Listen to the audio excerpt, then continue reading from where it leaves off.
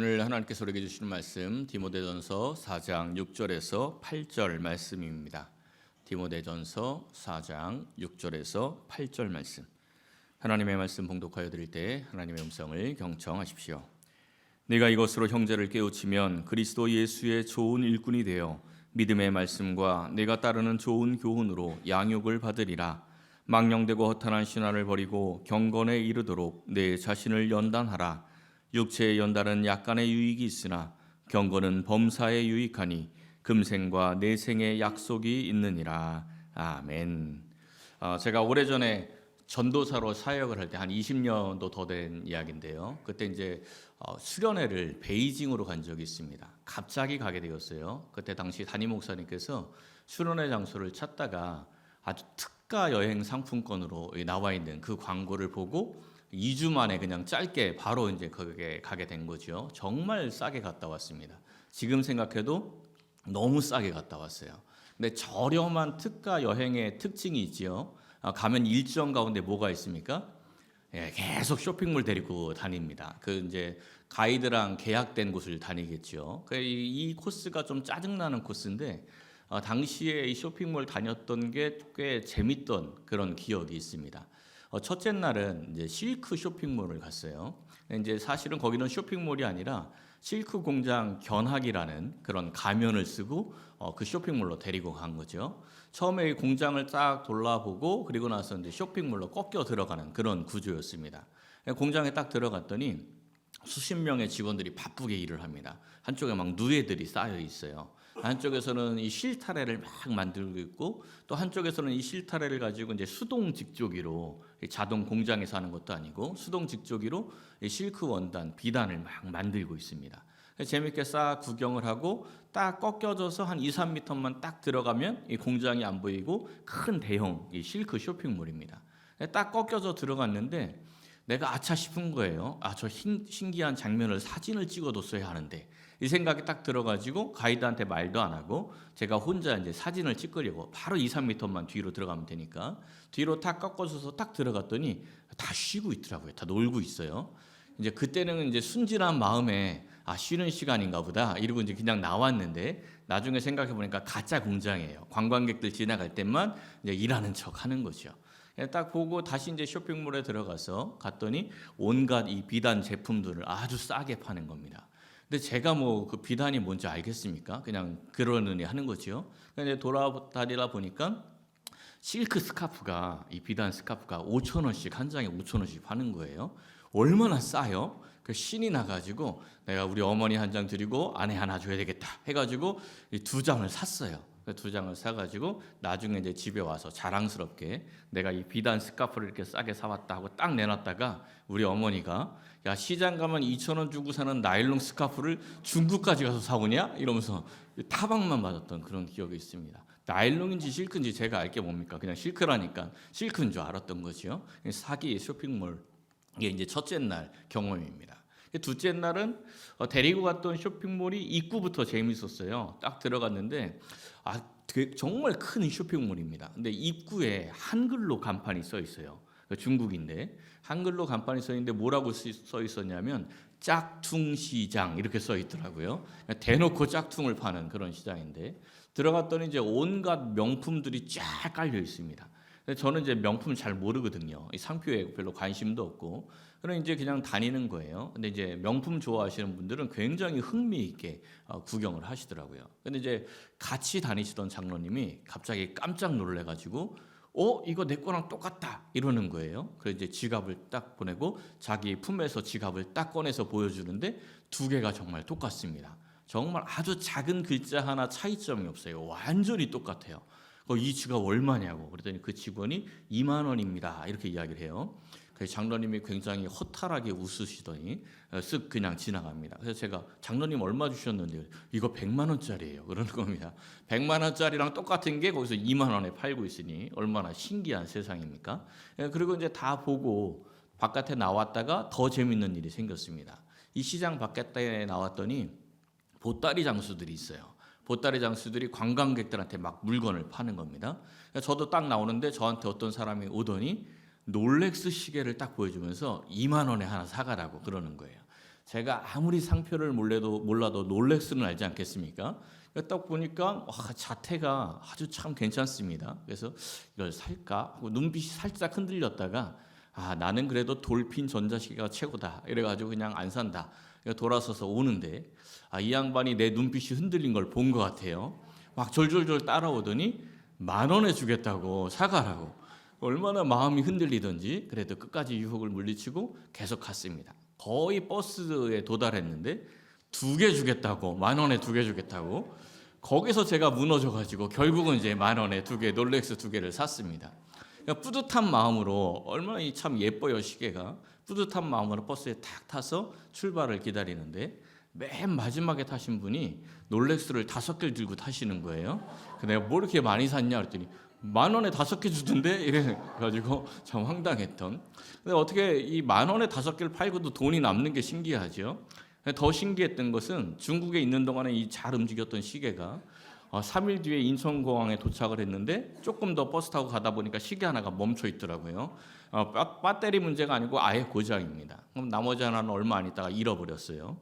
참 이게 짝퉁이죠. 짝퉁은 뭐 언제 고장 날지 모릅니다. 겉만 똑같지 속은 전혀 다른 거예요. 근데 이 짝퉁의 가장 중요한 특징이 뭡니까? 뭘 흉내냈어요? 명품을 흉내낸 게 짝퉁입니다.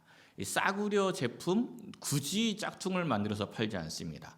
명품을 흉내내죠. 명품에게서 명품일수록 가짜 제품들이 많아지는 겁니다.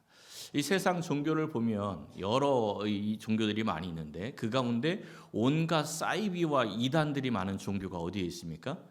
기독교죠. 이유가 이와 비슷합니다. 진짜니까. 이 진짜니까 이 사탄이 이 진짜를 헷갈리게 만들려고 이 기독교의 이단과 온갖 사이비 짝퉁들을 만들어내서 100만 원짜리를 2만 원에 파는 겁니다. 우리 이쪽 이단으로 와라. 이 사이비로 와라. 그러면 너의 마음을 만족시킬 것이다. 이러면서 우리를 자꾸 미혹을 하는 거죠. 우리 예수님께서도 마지막 때가 되면 거짓 선자들이 득세할 것이다. 이렇게 말씀하신 바가 있습니다. 지금 이 시대가 말세의 시대지요. 거짓 선지자들, 이단과 사이비들이 많은 시대입니다. 이러한 시대에 우리가 정신을 차리고 참된 신앙을 지켜야 합니다. 오늘 이 본문이 바로 이 가짜가 많은 세상 속에서 우리가 참된 신앙을 지키기 위해서 무엇이 필요한지를 말씀을 해주고 있습니다. 본문 7절 말씀을 보십시오. 경건에 이르도록 내 자신을 연단하라 이렇게 말씀합니다. 왜 경건에 이르라고 말씀할까요? 우리가 경건에 이르러야 거짓 선자들의 미혹을 분별하고 이단과 사이비들의 미혹을 분별하여서 참된 신앙을 지킬 수가 있기 때문입니다. 사랑하는 성도 여러분, 오늘 이 말씀을 상고하면서 경건에 이를 지혜와 믿음을 얻으시기를 예수님의 이름으로 간절히 축원합니다. 첫째는 버릴 것을 버려야 합니다. 6절부터의 말씀, 우리 본문 시작을 보면 경건에 이르기 위해서 버려야 할 2가지를 먼저 말씀해줘요. 먼저 버려야 할 것이 외식함입니다. 6절에 보니까 네가 이것으로 형제를 깨우치면 이런 말씀이 나옵니다. 이것으로 형제를 깨우치라 하는데 이것이 바로 앞에 있는 1절부터 5절까지의 내용이에요. 그 가운데 2절에서 3절을 보시면 이런 말씀이 나옵니다. 외식함으로 거짓말하는 자들. 이 외식함에 대한 이야기가 나오는데 외식이 뭐냐면 3절에 보니까 혼인을 금하고 어떤 음식물은 먹지 말라고 할 터이나 이런 말씀이 있어요. 짧게 나와 있지만 이게 뭘 지금 경계하는 거냐면 금욕주의자들을 경계하는 겁니다. 금욕주의자들에게 속지 마라, 외식에게 속지 말아라 이렇게 말씀을 하는 거예요. 근데 우리도 경건하면 뭐가 먼저 떠오릅니까? 경건하면 금욕이 먼저 떠오르지요. 뭔가 이 금욕적으로 살아가야 경건하다 이렇게 생각이 들 때가 많이 있습니다. 그런데 하나님께서는 경건을 위해서는 먼저 외식함, 이 금욕, 그러니까 거짓된 금욕이겠죠. 이 거짓된 금욕을 버려야 한다 이렇게 말씀을 하고 있습니다. 40일 금식을 해야 하고 밤낮 철야 기도를 해야 하고 또 높은 산에 올라서 소나무 뿌리를 뽑아야 하고 이래야 영적이다, 그래야 경건하다 이렇게 생각하는 것은 잘못된 생각이라는 겁니다. 그래야 경건해지는 것은 아닙니다. 이 잘못된 금욕주의적인 이해, 이게 초대교회의 가장 큰 이단의 대표적인 특징이었습니다. 잘못된 금욕주의, 외식함 이러한 것들을 먼저 버려야 합니다. 두 번째 버려야 할 것이 무가치한 것들이에요. 7절에서 망령되고 허탄한 신화를 버려라 이런 말씀이 나왔는데 헬라어를 보면 이렇게 써 있어요. 망령되고, 신성하지 않다, 세속적이다, 불경스럽다, 평범하다 이런 뜻이 있습니다. 그럼 우리가 목장 모임을 하거나 선교회 모임을 하면 뭘 나누죠? 말씀을 나누죠. 목장 모임의 말씀을 나누는 시간입니다. 함께 말씀을 나누고 말씀을 적용하고 삶을 나누는 시간인데 목장이 모여가지고 세상에서 어디다 투자하면 돈 벌고 뭐 하면 돈 벌고 이런 얘기하고 정치 이야기에서 여당이 옳다 야당이 옳다 맨날 이런 이야기만 하고 있으면 그게 망령된 이야기 하고 있는 겁니다. 이 세속적인 이야기를 끊고 말씀만 이야기하라 이런 말씀이에요. 그리고 허탄한 신화는 직역을 하면 허탄한 신화 이거를 그대로 우리말 그대로 직역을 하면 늙은 여자의 이야기 이런 뜻이에요. 근데 이게 늙은 여자의 이야기가 왜 허탄한 신화가 되냐면 이제 의역을 해서 말씀을 드리면 미신을 이야기합니다. 미신. 그러니까 우리 옛날 어르신들이 그 미신 이야기를 많이 했잖아요. 문지방 넘지 마라, 뭐 밟고 있지 마라 이런 이야기들 있잖아요. 그런 걸 이 늙은 여자의 이야기라고 헬라에서 표현을 합니다. 그러니까 미신들 이런 걸 버리라는 거죠. 근데 신앙인들도 이사할 때 손 없는 날짜 찾는 분들이 있습니다. 결혼 날짜 잡을 때 궁합 보고 사주팔자 보시는 분들이 있어요. 그런 것들 버리셔야 됩니다. 점쟁이만 찾아다녀야 허탄한 신화를 따르는 건 아니죠. 어떤 분은 출근할 때마다 오늘의 운세부터 보시는 분들이 있습니다. 이건 다 허탄한 신화입니다. 다 버리셔야 돼요. 이거는 경건을 방해하는 것이다라는 것을 우리가 알아야 합니다. 또 디도서에서는 이런 말씀이 나옵니다. 경건함으로 이 세상에 살려면 마지막에 그런 말씀이 나오시죠. 경건함으로 이 세상에 살려면 경건하지 않은 것과 이 세상 정욕을 다 버려야 한다. 이 세상의 정욕을 다 버려야 한다. 정욕이 뭡니까? 이 세상에서 우리의 육신을 만족시키기 위해서 따라가는 것들 이러한 것들을 다 버리라는 겁니다. 뭐 술이나 담배, 도박 이러한 것들 신앙인들은 다 버려야 합니다. 뭐 술, 담배 이게 우리의 신앙이나 구원과 관계에 있는 것은 아닙니다.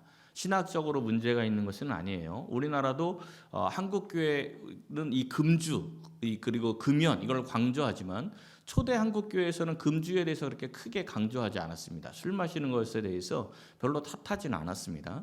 근데 이제 이 선교사들이 와서 살다 보니까 이 서양의 선교사들은 술이라는 게 식사하다가 그냥 목 축이는 정도였는데 우리나라 사람들을 보니까 술을 어떻게 마셔요? 밥 대신 먹지요. 막걸리 막 이런 배부르게 배 터지게 술을 먹는 거예요. 먹고 죽자 이게 이제 우리나라 음주 문화예요. 그런 걸 보니까 이 나라는 음주가 경건에 이르는 것을 크게 방해하겠다. 이런 생각이 든 거죠. 그래서 금주를 굉장히 강조하기 시작을 했는데 그게 우리나라의 아주 독특한 문화로 아주 좋은 문화로 자리를 잡았습니다. 그러니까 외국의 유럽이나 서양은 금주, 흡연 이런 거 크게 강조하지 않아요. 우리나라만 강조를 하죠. 근데 이게 굉장히 좋은 문화입니다. 왜냐하면 우리가 더 빠르게 경건에 이를 수가 있기 때문이죠. 근데 조금 전에 금욕이 곧 경건은 아니다 이런 말씀을 드렸어요. 이 말씀들을 오해하거나 자신을 방어하는 데 쓰면 안 됩니다. 무익한 변론이라고 하는데 성경을 어설프게 공부하시는 분들이 경건은 금욕이 아니다. 금욕은 경건이 아니다. 이러다 보니까 이 세상의 정욕적인 것들 하는 게 아무것도 아니다. 해서 자기를 방어하는데 말씀을 사용하시는 그런 분들이 있습니다. 그렇게 해서는 안 됩니다. 금욕주의가 경건은 아니지만 경건하게 살다 보면 저절로 우리가 육체의 금욕이 나타나게 돼 있어요. 꼭 나타나는 건 아니지만 그래도 대부분 나타나게 되어 있습니다. 공부하는 학생이 오늘은 공부도 잘 안 되는데 한잔 하고 열심히 공부해야 되겠다 하고 편의점 가서 술 한잔 사와서 도서관 들어가면 그게 옳아 보입니까? 이상하죠? 그러니까 신앙인들이 오늘은 한잔하고 열심히 기도해야 되겠다. 이건 좀 말이 안 되는 거예요. 좀 어울리지가 않는 거죠. 고린도전서 8장을 보면 이 사도 바울이 고린도 교회의 문제들에 대해서 이야기하는 장면 가운데 한 가지 이 문제점을 이야기하는 게 있습니다. 어떤 문제가 있었냐면 고기 먹는 문제에 대한 이야기가 있었습니다. 고기 먹는 게 지금은 뭐 별 문제가 아니죠. 근데 이 시대만 해도 정육점이 있었던 게 아닙니다. 이 고기가 어디서 나오냐면 제사를 지내고 나서 그 동물을 드리고 나면 그 동물의 고기를 시장에 내다 파는 거예요. 그러니까 이 고린도 지역은 헬라 지역이다 보니까 우상 숭배의 지역이니까 시장에서 파는 고기는 거의 100이면 90%는 다 우상 숭배하고 나온 그런 고기들입니다. 그러니까 이 성도들 사이에 논란이 일어나기 시작을 했습니다. 우리가 고기 먹고 싶다고 해도 우상에게 제사 드린 고기를 사 먹는 건 좀 아니지 않냐? 이렇게 이야기하는 사람들이 있었고 또 어떤 사람들은 야, 그깟 고기 그거 우상에게 드렸다고 해서 진짜 귀신이 있는 것도 아니고 뭐 그 고기가 귀신이 먹은 것도 아닌데 그게 무슨 상관이야, 그냥 먹으면 되지. 이러고 둘이 이제 붙은 겁니다. 어디가 옳을 것 같으세요? 이렇게 막 붙었어요. 근데 이 문제에 대해서 사도 바울이 뭐라고 이야기하냐면, 야, 고기는 고기지, 그게 뭔 문제냐, 그냥 먹어도 돼, 아무것도 아니야, 이렇게 이야기를 했습니다. 그런데 그 이야기의 결론을 이렇게 내렸어요. 만일 음식이 내 형제를 실족하게 한다면 나는 영원히 고기 먹지 않겠다.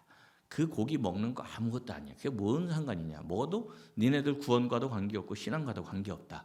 그런데 그 고기를 먹는 것 때문에 우리 같이 교회 다니는 누군가가, 야, 그래도 어떻게 우상 숭배를 했던 고기를 먹냐, 나는 영 아니야, 이렇게 생각하는 사람이 있다면 그 사람의 마음을 위해서라도 나는 그냥 그 고기 영원히 먹지 않을 거야. 이게 이 사도 바울이 내린 그런 결론입니다. 성도들이 술 담배를 하면요, 세상 사람들이 좋아합니다. 아, 이 친구는 교회 다닌다고 해도 마음이 열려 있네, 이러고 좋아해요. 근데 겉으로는 좋아해도 속으로는 어떤 생각하시는지 아십니까? 얘는 교회 다닌다고 해도 할 건 다 하네, 이렇게 생각을 합니다. 그게 실족하는 거예요. 근데 실제로 정말 좋아하는 사람도 있겠죠. 정말로 그냥 좋아하는 사람이 있을 겁니다. 근데 정말로 좋아하면 어떤 문제가 생기냐면, 누군가가 이 사람이 나랑 먹을 때야 상관이 없는데 이 사람이 다른 누군가랑 먹고 마시는데 그 사람은 경건을 지키고 싶은 사람이에요. 술 담배 하는 거 싫어하는 사람이에요. 근데 그 사람한테 가서 뭐라고 이야기합니까? 야, 내 친구 신앙생활 열심히 하는 애 있는데 얘 아무렇지도 않게 술 담배 먹더라. 근데 너는 왜 유별나게 안 먹는다는 거냐? 이렇게 이야기합니다. 그러니까 나는 내 의도랑 관계없이 나도 모르게 누군가를 실족시키고 있는 겁니다. 그러니까 성도들은 괜히 이 술 담배의 문제, 성경적으로 뭐 아무 문제 없어, 신학적으로 문제 없어, 이렇게 무익한 변론하지 마시고 연약한 형제들을 위해서 과감하게 끊기를 결단하시기를 바랍니다. 사랑하는 성도 여러분, 별것 아니라고 생각하지 마시고 경건을 해치는 외식, 그리고 망령되고 허탄한 것들, 세상의 정욕을 따라가는 모든 것들을 다 끊어버려서 하나님 기뻐하는 경건에 이르시기를 예수님의 이름으로 간절히 축원합니다. 두 번째는 우리가 경건을 훈련해야 합니다. 우리가 버린다고 해서 경건해지는 것은 아니에요. 내가 다 버렸다 해서 경건해지는 것은 아닙니다. 처음에 금욕주의 이야기했지 않습니까? 금욕주의가 다 버리는 거잖아요. 근데 버린다고 해서 경건해지는 것은 아닙니다. 중요한 것은 훈련을 해야 돼요. 우리가 음식 안 먹는다고 해서 다이어트 되는 거 아니지요. 평생을 배에 골면서 살지 않는 이상은 반드시 요요 현상이 옵니다. 운동이 꼭 필요한 거예요. 그와 마찬가지로 경건을 위해서는 우리가 훈련을 해야 하는 겁니다. 오늘 본문을 다시 한번 보세요. 7절 마지막에 내 자신을 연단하라, 이렇게 이야기하죠. 이 연단하라라는 헬라어가 그나조인데, 그나조라는 단어는 연습하다, 훈련하다, 이런 뜻이에요. 운동선수들한테 쓰는 말입니다.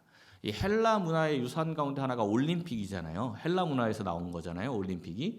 올림픽에 나가는 운동선수들이 얼마나 열심히 연습하고 훈련합니까? 그런 것처럼 우리들도 연습하고 훈련을 해야 한다는 겁니다. 근데 운동선수들의 훈련은 우리 일반인들하고는 좀 달라요. 우리들이 운동하는 거는 그냥 가서 열심히 뛰고 뭐 열심히 달리고 그냥 뭐 역기 들고 이러면 되죠. 근데 운동선수들은 정확한 이 매뉴얼이 있습니다. 훈련 매뉴얼대로 해야 돼요. 그 매뉴얼대로 딱 훈련하고 열심히 이 반복적으로 훈련을 해야 몸이 상하지 않고 정확한 훈련이 될 수가 있습니다. 우리의 경건도 훈련 매뉴얼이 있습니다. 우리 경건의 훈련 매뉴얼이 뭐라고 이야기합니까? 6절에 보니까 믿음의 말씀과 내가 따르는 좋은 교훈. 이 하나님의 말씀이 우리 경건의 매뉴얼이 되겠죠. 5절에서 뭐라고 이야기했어요? 말씀과 기도로 거룩하여 짐이라. 그러니까 우리는 말씀과 기도로 훈련을 해야 하는 겁니다. 이 훈련에 중요한 요소가 하나 있는데 반복과 규칙입니다. 반복적으로 훈련해야 돼요. 똑같은 것들을 반복적으로 훈련해야 내 몸에 익는 거예요. 그리고 또 하나 중요한 것은 규칙을 잘 지켜야 됩니다. 열심히 훈련했는데 규칙을 제대로 지키지 않으면 내가 열심히 훈련하고 연습했던 모든 것들이 다 헛것이 될 수가 있는 거예요. 2012년 런던 올림픽 때 우리 역도 선수 김민재, 축구 선수 김민재 말고 역도 선수 김민재가 2012년에 8등을 했어요. 8위를 했습니다. 근데 2016년에 갑자기 이 사람이 8위에서 은메달로 올라가서 은메달을 4년 뒤에 수상을 했어요. 그 이유가 뭐였는지 혹시 기억나십니까? 당시에 금메달, 은메달, 동메달 딴 사람들이 다 약물을 먹었어요. 그리고 4위, 6위, 7위도 약을 먹었어요. 그래가지고 5위가 금메달이 되고 8위 했던 김미재 선수가 이 은메달이 된 거예요. 당시 선수가 방송에서 인터뷰했던 장면인데 이런 이야기를 했어요. 다른 선수들이 너무나 쉽게 들어올리니까 혼잣말로 쟤들 약 먹었나 이렇게 얘기했대요. 근데 뭐 진짜 약 먹었을 거라고 생각하지 않고 그냥 혼잣말로 자조적으로 쟤들 약 먹었나 이랬는데 진짜 약 먹었던 거죠. 그래서 얘네들은 규칙을 지키지 않았기 때문에 전부 다 빼앗긴 겁니다. 규칙을 안 지키는 게 이와 같아요. 디모데후서 2장 5절에 이런 말씀이 나옵니다. 법대로 경기하지 아니하면 승리자의 관을 얻지 못할 것이다. 이 말씀처럼 우리가 하나님의 말씀대로 살지 아니하면 생명의 면류관을 얻지 못하는 겁니다. 신앙이 있다고 하는데 말씀과 관계없이 그냥 세상하고 똑같이 살아간다면 이 생명의 면류관을 얻지 못한다. 이런 말씀입니다. 우리가 하나님의 말씀대로 살고 기도로 살고 이 훈련을 반복하다 보면 어느 사이에 우리의 얼굴에 경건이 점점점 드러나게 됩니다. 이 삶에 경건이 드러나게 되어 있어요. 이번 주 토요일 설날이죠. 이 설날이 되면 이제 오래간만에 친지들을 만납니다. 이 오래간만에 만나는 사람들이 우리를 보면서 뭐라고 이야기해야 합니까? 야, 너는 만날 때마다 얼굴이 점점 더 해같이 빛나는 것 같냐? 너는 만날 때마다 신앙이 깊어지는 것 같다. 이런 말을 좀 들어야 되겠죠. 근데 딱 만나자마자 너는 왜 만날 때마다 얼굴이 시커머지냐? 너 요새도 교회 다녔냐? 교회 다니는 애 같지 않은데 이런 말 들으면 안 되는 거예요. 얼굴에 신앙이 나타나고 빛이 드러나야 하는 겁니다. 우리가 이 세상에서 경건을 연습할 수 있는 가장 좋은 방법은 우리의 신앙을 드러내는 거예요. 나 믿는 사람이야. 나 예수님 믿는 사람이야. 나 교회 다니는 사람이야. 이렇게 자기 신앙을 자꾸 드러내야 됩니다. 그래야 경건이 연습이 돼요. 근데 이 땅에서는 우리 한국 교회가 얼마나 욕을 많이 먹습니까? 지난번에 설문조사 보여드린 것처럼 거의 80%에 가까운 사람들이 교회를 신뢰하지 않는다. 이런 이야기를 하죠. 그러니까 신앙생활을 하는 사람들이 자기의 신앙을 부끄러워할 때가 있다는 겁니다. 근데 아무리 교회에 대해서 부정적인 시선이 있다 하더라도 우리는 우리의 신앙에 자부심을 가져야 합니다. 부끄러워해서는 안 되는 거예요. 점점 이 자부심을 갖고 그리스도인답게 살아가야 하는 겁니다. 어떤 사람들은 이 신앙을 부끄러워해서 식사 기도를 집에서만 하시는 분들이 있어요. 심지어 어떤 분들은 집에서 하는 것도 부끄러워서 교회에서 밥 먹을 때만 식기도 하시는 분들이 있죠. 근데 이제 모태 신앙을 가지신 분들은 어릴 때부터 식기도를 배우다 보니까 식기도를 안 하면 찝찝한 거예요. 그러니까 어떻게 식기도를 하냐면 바깥에서 밥을 먹을 때 이렇게 쓱 머리를 긁으면서 슬쩍 눈 감고 기도를 하거나 뭘 떨어뜨린 척해서 이제 책상 밑으로 고개를 숙이고 눈 감고 기도하거나 심지어는 이제 기침을 애치하면서 막 순간 0.5초 만에 하나님 감사합니다 이러고 딱 기도하고 그리고 이렇게 식사하시는 분들이 있어요. 지금 보니까 몇몇 분들은 어떻게 알았지 이렇게 하시는 분들이 있는 건데 제가 어떻게 알았냐면 제가 20대 초반에 그랬거든요. 제가 했던 방법을 지금 말씀드리는 거예요. 실제로 그렇게 하시는 분들이 있습니다. 안 하는 것보다는 낫겠지만 우리의 신앙을 부끄러워해서는 안 됩니다.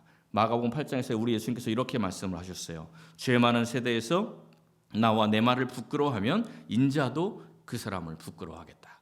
우리가 우리의 신앙을 부끄러워하고 예수님을 부끄러워하면 예수님도 우리를 부끄러워한대요. 그러니까 우리는 우리의 신앙을 자랑스러워해야 합니다. 우리가 예수님을 자랑스러워해야 해요. 그때 예수님께서도 우리를 자랑스러워 하실 줄로 믿습니다. 우리가 우리의 신앙을 자랑하고 경건을 훈련하고 매일 기도하며 살아가면 우리의 얼굴에 누구의 얼굴이 나타날까요? 예수님 얼굴이 나타나는 겁니다. 우리의 얼굴에 예수님의 얼굴이 점점 나타나게 되어 있어요. 그러니까 열심히 우리의 경건의 모양을 드러내야 되겠죠. 제가 우리 교회에 부임한 지 한 1년 정도 지났을 텐데, 한 1년 정도 됐을 텐데, 그때 이제 동네 정육점에 고기를 사러 들어갔는데, 정육점 청년이 고기를 썰다가 갑자기 저한테 그러는 거예요. 혹시 목사님이나 전도사님이나 뭐 그런 거 하세요? 이러는 거예요. 그러니까 제가 은근히 기분이 좋아가지고 교회 다니세요? 이랬더니 교회를 안 다닌대요. 근데 어떻게 알았어요? 이러고 물어봤더니 그냥 그래 보여서요. 이러는 겁니다. 그래서 제가 굉장히 기분이 좋았어요. 그래서 이제 내가 담임된 지 1년이 되니까 뭔가 포스가 달라지나 보다. 뭔가 이제 나도 이제 좀 목사 같아졌나 보다 하고 굉장히 기분이 좋았는데 한 이틀 뒤에 우린 블루나인으로 밥 먹으러 가는데 어떤 교회 전도팀이 저를 붙들더니 예수 믿으시라고 이러면서 전도지를 주시더라고요. 그래서 아직 멀었구나. 저기선 목사인 줄 알았는데 여기서는 예수 믿으라고 하니까 깜깜 멀었구나 이런 생각을 했던 기억이 있습니다. 사랑하는 성도 여러분, 내 얼굴은 내가 책임지는 겁니다. 날마다 말씀과 기도로 이 경건에 이르기를 연습하여서 예수님 닮아가시기를 예수님의 이름으로 간절히 축원합니다. 마지막 세 번째는 경건을 통해서 오는 축복이 있습니다. 8절 말씀을 보니까 경건은 범사에 유익하니 금생과 내생에 약속이 있느니라. 육체의 연단과 우리 영적인 연단에 대해서 이야기를 하죠. 육체의 연습하면 약간의 유익이 있대요. 근데 경건의 연습은 이 경건은 범사에 유익하다 이렇게 이야기합니다. 운동 선수들이 법대로 훈련하고 규칙대로 하면서 열심히 연습하고 참고 견디다 보면 그에 따른 보상을 받습니다. 그렇죠? 대가를 받게 되어 있어요. 역시 2012년 런던 올림픽 때 이 남자 체조에서 금메달을 딴 양학선 선수 있죠. 양학선 선수가 굉장히 유명했던 게 양학선 선수의 그 부모님 집이 비닐하우스였어요. 집이 없어가 너무 어려워가지고 그냥 이 산자락에다가 비닐하우스를 쳐놓고 그 안에서 살았던 거예요. 굉장히 어렵죠. 양학선 선수가 인터뷰하면서 자기가 잘 돼서 부모님께 집을 좀 마련해 드리고 싶다 이런 인터뷰를 했거든요. 근데 이제 그 선수가 금메달을 딴 거죠. 금메달을 따고 나서 양학선 선수의 어머니가 굉장히 핫한 인기를 끌었습니다. 텔레비전에 TV에 그분 어머니가 나왔는데 당시 화면 장면입니다. 금메달 전, 금메달 후. 너무 차이가 크지요. 금메달 전과 후가 뭐 성형 수술하고 이런 건 아니고 화장과 이 관리를 받으니까 갑자기 확 달라졌습니다. 이게 뭐예요? 이게 육체의 유익입니다. 육체의 유익. 완전히 달라진 우리가 볼 땐 야 정말 신수가 폈구나. 이 사람 이제 완전히 인생이 폈구나. 이렇게 생각을 하는데 성경에서 뭐라 그랬어요? 약간의 유익. 이런 건 약간의 유익이라는 거예요. 우리는 이게 전부 같은데 이건 약간의 유익이라는 겁니다. 왜 이게 약간의 유익일까요?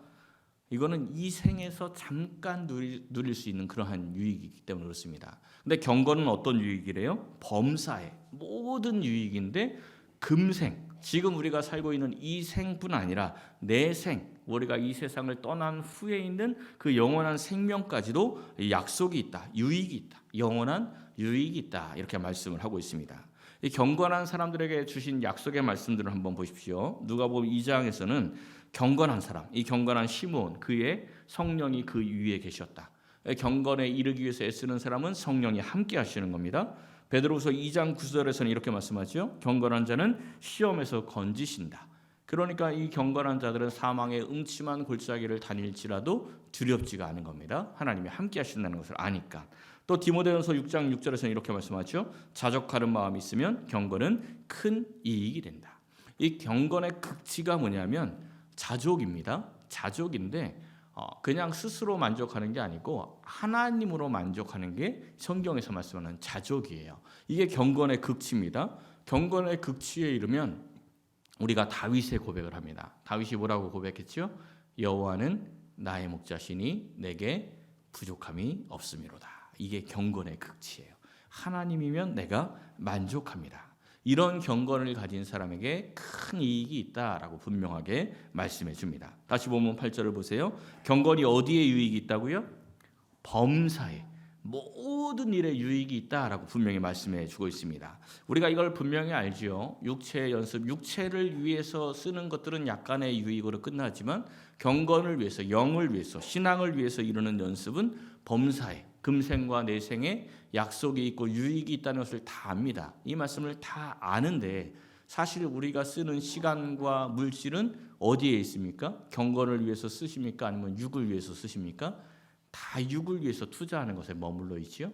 아주 쉬운 예로 자녀들을 양육할 때 자녀들의 육의 이익을 위해서 학원을 보내고 공부를 위해서 쓰는 돈들 있죠. 그 돈이 많습니까? 이 아이의 신앙을 성장시키기 위해서 쓰는 돈이 많습니까? 비교할 수가 없지요. 왜냐하면 신앙 성장을 위해서는 아예 쓰는 돈이 없으니까 아예 비교조차가 안 되는 거예요. 신앙을 위해서는 쓰지 않거든요. 경건에 이르는 것이 범사에 유익하다고 성경은 분명히 말씀하지만 우리는 그냥 눈에 보이는 약간의 이익을 위해서 투자하는 것을 훨씬 좋아합니다. 언제 우리가 육의 이익을 위한 투자가 아니라 경건을 위해서 투자하게 될까요? 투자하려면 조건이 필요한데 그게 바로 10절에 있습니다. 이를 위하여 우리가 수고하고 힘쓰는 것. 경건을 위해서 우리가 수고하고 힘쓰는 것은 우리 소망을 살아계신 하나님께 둘 때, 우리의 소망이 세상이 아니라 하나님께 있을 때, 그때 우리는 비로소 육의 유익을 위해서 살아가는 것이 아니라 영의 유익, 바로 이 경건에 이르기 위해서 수고하고 애쓰는 그러한 삶을 살게 되는 것입니다. 우리는 언젠가 하나님 앞에 씁니다. 우리가 언젠가 어떤 사람은 100년이 남았을지도 모르고 어떤 사람은 불과 10년만 남았을 수도 있어요. 근데 우리는 누군가는 언제 누가 먼저 갈지 모르지만 우리는 언젠가는 하나님 앞에 서서 내 인생을 이제 결산해야 할 때가 있다는 거죠. 그 하나님 앞에 섰을 때 우리의 신앙이 진짜인지, 우리의 신앙이 진짜 명품인지 아니면 짝퉁인지가 다 드러나게 되어 있습니다. 오늘 함께 예배하는 우리 모든 성도님들은 하나님께 소망을 두어서 버려야 할 것을 다 버리시고 말씀과 기도로 훈련하면서 날마다 경건을 연습하여 참된 신앙을 이루시기를 바랍니다. 사랑하는 성도 여러분, 참된 신앙, 참된 경건으로 금생과 내생에 하나님께서 부어주시는 은혜와 평강과 축복을 풍성히 누리시기를 예수님의 이름으로 간절히 축원합니다.